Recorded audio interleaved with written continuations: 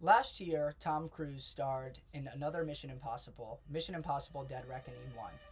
If you weren't able to catch this in theaters, there was actually a scene at an airport where they used a deepfake to mask Tom Cruise's location in the airport. As the police were looking through for him on security cameras, he was deepfaking himself in real time to look like he was in other parts of the airport. Now, this begs the question, while this seems super futuristic, how possible is this actually? Could live deepfakes be used in a scenario like this today? Are security cameras this exploitable? Today we're going to dive into both how security cameras today could be exploited, as well as how live deepfakes could be used in this scenario. To start, we'll jump into the cameras and how they could be exploited. Now let's talk about how these attacks are actually possible and how adversaries are able to easily or quickly be able to gain information about network cameras that are easily accessible online or improperly configured or secured. The first way to do this is using something called Google Dorks. Now, Google Dorks are a more advanced way of being able to use Google to run advanced search specific to certain parameters. So you can specify specific things that need to be in the title, specific things that need to be in the URL, or even specify file types. A good example here that is probably one of the more common ones on the Google hacking database here, which is a part of the exploit database, is password related Google Dorks. Here's a basic example that's looking for all file types that are .env or .environment and looking for DB password in there. And you'll see that it's able to easily identify multiple GitHub repos and servers here that have that easily accessible online, which is indicating improper configurations for these files or for these GitHub repos. Now, we can even take this a step further with cameras and online devices, and going back over here, look for online devices and cameras that might be available. Now, one thing you'll see here, for example, is a Toshiba network camera. So what we can go do here is actually run this. And what you'll see here is if we actually go back and find another one, you'll be able to see that this is able to detect and identify online devices. So a good example might be this one here.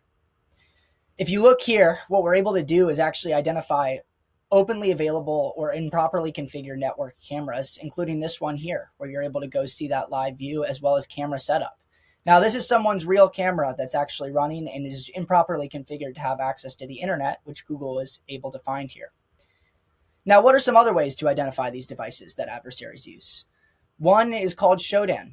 Now, Shodan is a search engine for everything on the internet. Essentially, it operates similarly to Google Dorks in the sense that it's able to identify active or improperly configured network devices or things on the internet that have access to, that Google has access to, and that can be searched and indexed.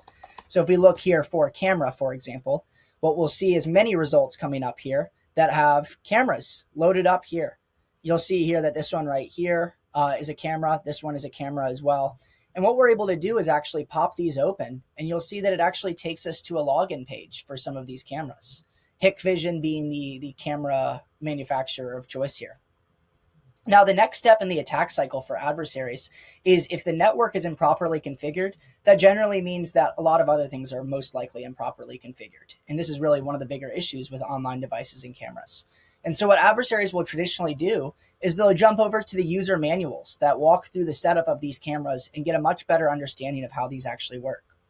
Now, what's interesting about going through these is that not only do adversaries use them to exploit these devices once they've been found, they'll also sometimes use these manuals to identify them in the first place. When creating a Google Dork, for example, you can go into the Hikvision, or this manual specifically, and figure out what the actual site for managing and viewing the camera looks like, and then use those elements to then search for or identify those on the internet. So even just doing things like looking for password here, we'll walk through the full password setup process, including how it's done, where everything's enabled, and how the device is actually set up, which gives adversaries many different avenues to look for when trying to target this camera or this device. And going off of that a little bit as well, a lot of these devices come pre-configured with default passwords and usernames that oftentimes are not changed. You'll even see here that it specifies if a default password doesn't work, check the installation manual, because you're likely to figure out how to get access there. And you'll see that there are sites, including this one, that walk through usernames, passwords, and IP addresses for these devices, or at least the default ones. And while these won't work every time, or even a majority of the time, again, if these network devices are improperly configured, you generally will have the ability to find some devices that have these default passwords and usernames still set. So next, what we'll jump into is how once a adversary actually gains access to one of these network devices, how they can use deepfake technology to execute something similar to what happened in Mission Impossible, and actually see this happen in real time. So for actually running a deepfake attack on one of these video camera feeds, there's a new tool called Deep Live Cam that enables you to swap faces with somebody on Zoom or Microsoft Teams. But what else it offers is the ability to upload a video or even stream a video feed using a virtual camera and swap a face in real time. And so the application here would be taking, for example, a security camera footage, like the example we're going to show here, and actually swapping a face in real time. What we're loading here is a sample from a facial recognition security camera, and we're just going to preview it here, and then we'll show the actual video output. But as you can see here on the left, we are able to replace Justin's face in real time in this video. And we'll show both of these, both the original and the produced now.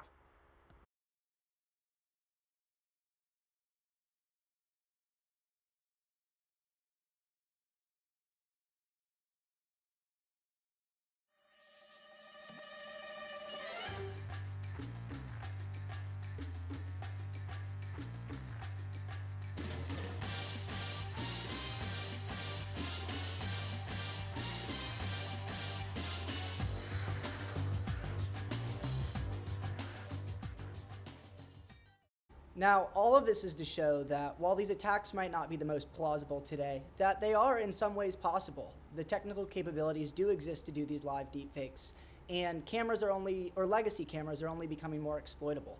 And so it's important to remain diligent and always think of these external threats, even if they sound crazy or appear in a Mission Impossible movie, as the threat landscape's evolving with AI, and we are only expecting to see more and more attacks happen in this space. Tune in next week for some more content on deepfakes, and we look forward to seeing you there.